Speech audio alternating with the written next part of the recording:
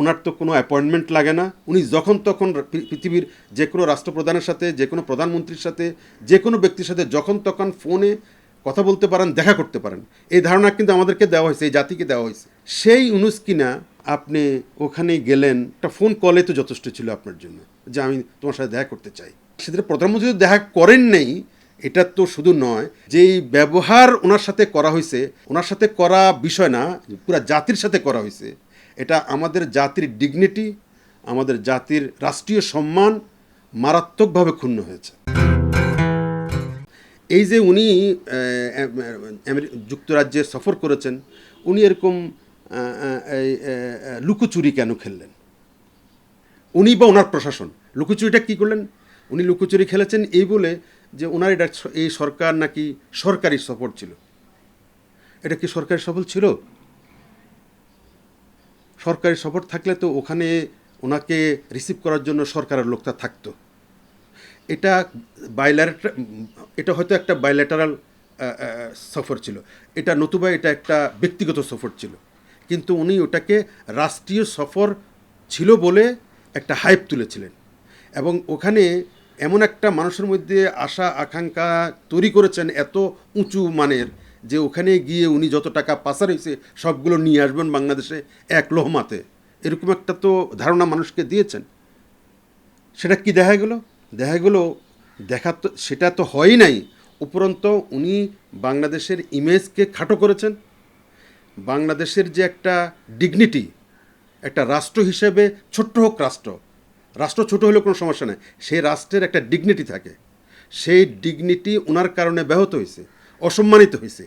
একটা রাষ্ট্রপ্রধান একটা দেশে যাওয়া মানে হচ্ছে একটা দেশ সেখানে যাওয়া, সেই দেশ তাকে প্রতিনিধিত্ব করার জন্য, তাকে রিসিভ করার জন্য সেই দেশের কোনো সরকারি কর্মকর্তা তাকে রিসিভ করেনি।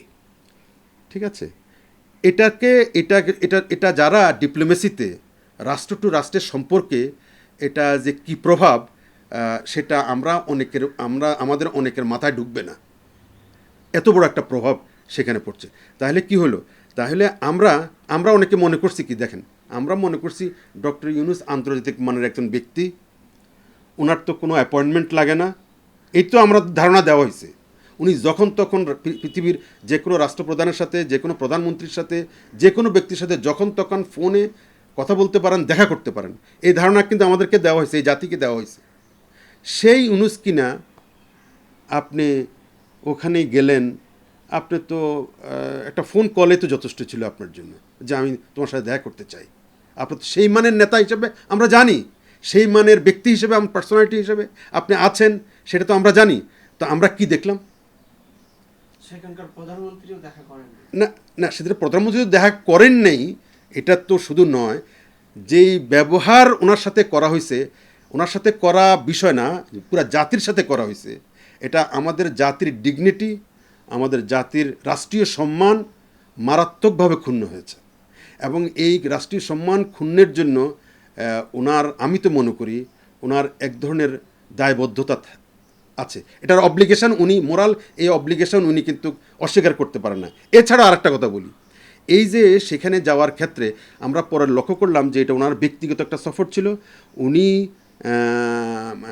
রাজার একটা হারমোনি অ্যাওয়ার্ড নেওয়ার জন্য উনি সেখানে গিয়েছেন, তো সেটা একটা সফর হইতেই পারে, কিন্তু সেই ক্ষেত্রে উনি রাষ্ট্রীয় কোষাগার থেকে অর্থ ব্যয় করে ওনার লটবহর নিয়ে, ওনার যে সাথে যারা এন্টুরেজ থাকে তাদেরকে নিয়ে এই ব্যয়বহুল সফর উনি করছেন এবং করলেন, এটার এই গরিব দেশের কোষাগার থেকে যে সম্পদটা গেল, এটার আউটকাম কি, এটার ফলাফল কি, এটার সাথে আমরা ইমিডিয়েট কি পাচ্ছি, বা ফলাফল বা সুদূর প্রসারী ফলাফল, এটা জাতিকে ওনার জানানো উচিত। না হলে ভবিষ্যতে ওনাকে কাঠগড়ায় দাঁড়াইতে হবে এটার জন্য। আরেকটা কথা বলি আপনাকে, আপনি সেখানে এই ডক্টর ইউনূস গেলেন, যেখানে বলা হচ্ছে যে উনি রাজার অ্যাওয়ার্ড গ্রহণ করবেন, তিনি সেখানে ওনার পারিষদদেরকে নিয়ে, আর তার আগ থেকেই দেখেন, তার আগ থেকেই ঢাকাতে যখন উনি ছিল, কারণ একটা সরকার প্রধানের রাষ্ট্রীয় সফর, বাইল্যাটারাল সফর বা যে কোনো সফরের এই বিষয়গুলো অনেক আগে সেটেল থাকে। একটা নিশ্চিত না হয়ে ওনার ডিপ্লোমেসির ফেলিউরটা আপনি লক্ষ্য করেন না, ওনার ফরেন মিনিস্ট্রির ব্যর্থতা আপনি লক্ষ্য করেন না, যে ব্যর্থতার কোনো অমার্জনীয় অপরাধ, এটা কোনো ক্ষমা নাই। এটা দেশের ক্ষতি হয়েছে, দেশের অপূরণীয় ক্ষতি হয়েছে, দেশের সম্মান ক্ষুণ্ণ হয় নাই, শুধু দেশের সম্মানকে মাটির সাথে মিশাই দিছে।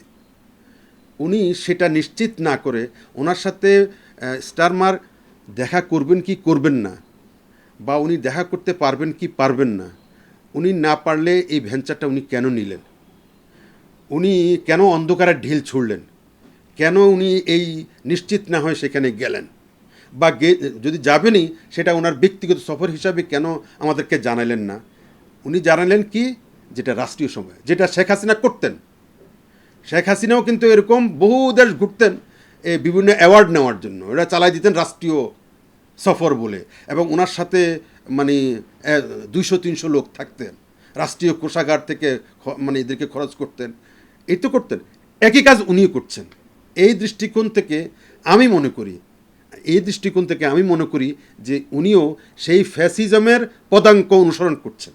সেই ফ্যাসিস্টের যে যে যে পলিসি, যে রেখে যাওয়া যে বিষয়, সব কিছু উনি ফলো করছেন। তো ওনাকে সময়ের পরিপ্রেক্ষিতে একদিন যদি মানুষ বলে যে উনি ফ্যাসিস্ট শেখ হাসিনার আপনার ভার্সান ছিল, পুয়োর ভার্সান ছিল, তাহলে কি, যদি কোনো দিন মানুষ বলে এক সময়, তাহলে কি ভুল বলবে?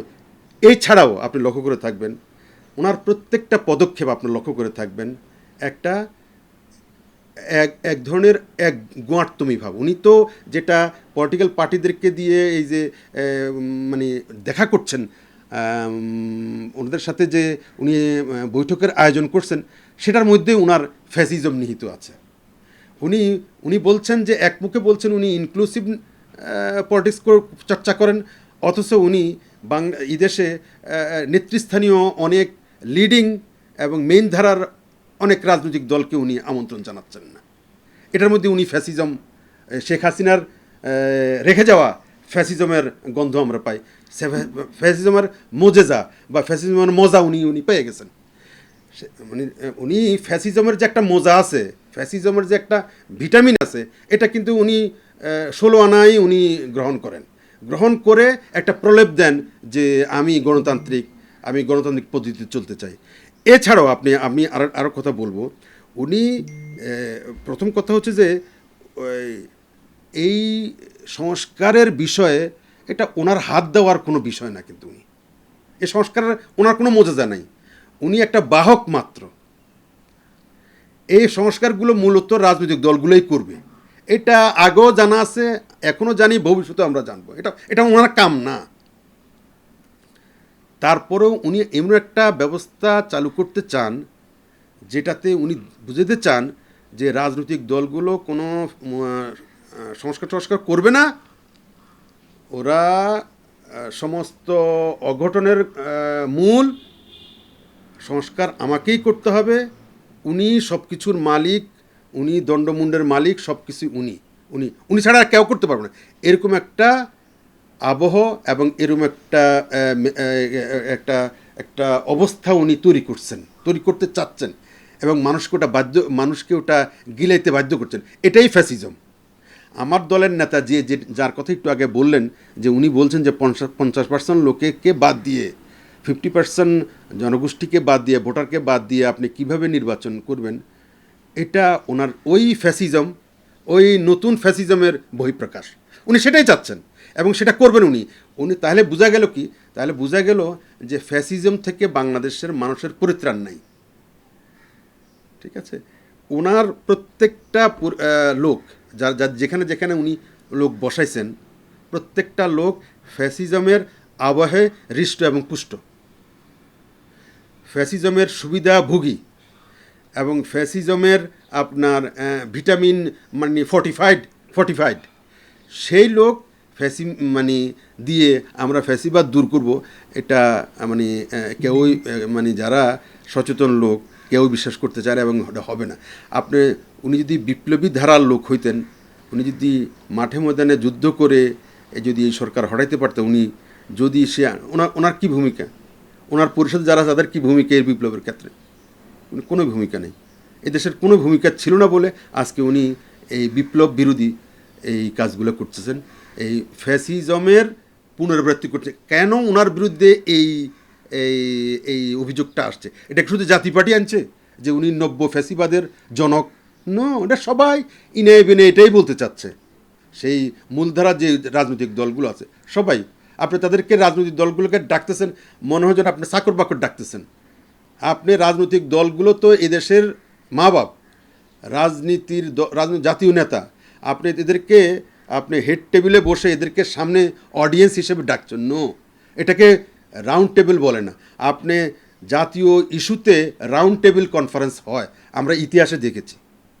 আমরা ভারতবর্ষ থেকে শুরু করে ইন্ডিয়া, পাকিস্তান, বাংলাদেশে, এমনকি বাংলাদেশ হওয়ার পরবর্তীতে বাংলাদেশের সূচনা লগ্নে রাউন্ড টেবিল কনফারেন্স হইতো।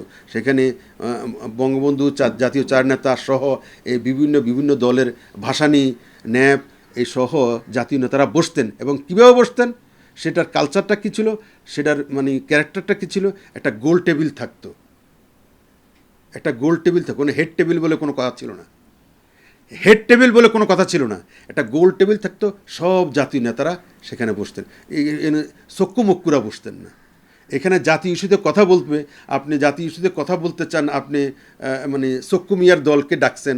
চক্ষু মিয়া যে দলে একজন এক ব্যক্তি, এক নেতা এক দেশ, হ্যাঁ, যেই দলে মানে একজন মেম্বার হওয়ার যোগ্যতা রাখে না, ইউনিয়ন পরিষদের মেম্বার হওয়ার যোগ্যতা রাখে না, এরকম দলকে নাকি আপনার সামনে অডিয়েন্স রেখে। এটা মেসেজটা কি জানেন? এটা মেসেজটা হচ্ছে যেটাকে আমরা বলতাম 111-এর সময় বলতাম বিরাজনীতিকরণ। রাজনীতির প্রতি এক ধরনের অশ্রদ্ধা এবং রাজনীতির প্রতি মানুষকে অশ্রদ্ধা তৈরি করার এটা মাধ্যম।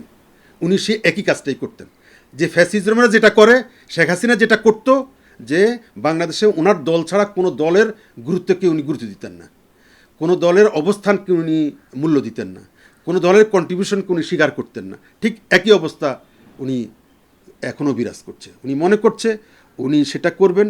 এবং এই যে এনসিপিকে কেন্দ্র করে যে ঘটনাটা উনি ঘটিয়েছেন, এনসিপির নেতাদেরকে জাতির সামনে, বিশ্বের সামনে পরিচয় করে দিয়ে যে অডাসিটি উনি জাতির সাথে করেছেন, এটা ইতিহাসে এক ধরনের, এটা মানে অন্যভাবে লেখা থাকবে, অন্যভাবে লেখা থাকবে। কারণ এটা উনি, আমি জানি না উনি কতটুকু বুঝেছেন, এটা এদেশের মানুষের সংগ্রামী চেতনার সাথে, সর্বস্তরের মানুষের সংগ্রামী চেতনার সাথে এক ধরনের মশকরা করেছেন একজন ব্যক্তিকে এভাবে পরিচয় করে দিয়ে, ঠিক আছে।